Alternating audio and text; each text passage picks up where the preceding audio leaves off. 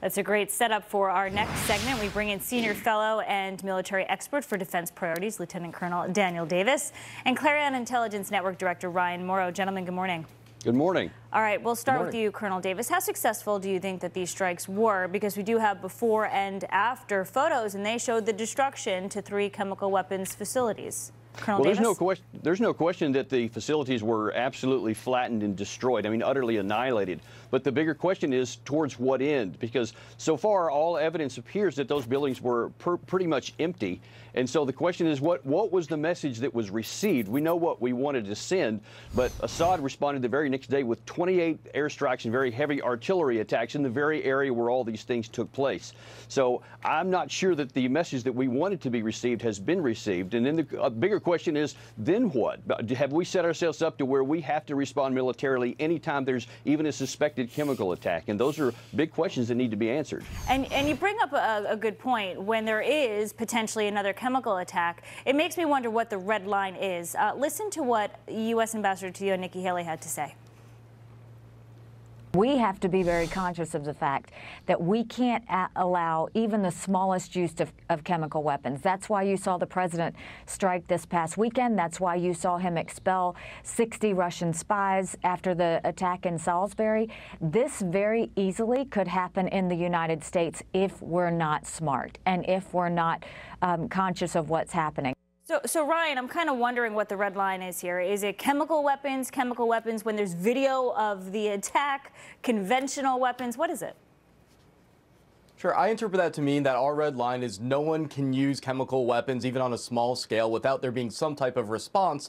But it's very vague as to what that response is. It might just be sanctions or some small measure. It's not a commitment that globally, every time someone uses chemical weapons, we have to go to war and bomb them. That's just not how I am interpreting it. And each situation is different, so I don't feel that we're getting pushed into a corner where this is going to result in endless military conflict, because the fact of the matter is, it's pretty easy to make chemical weapons if you have a country, and so rogue states are going to be doing that regularly. And we should also talk about biological weapons, which are even worse and also relatively easy to produce. Yeah.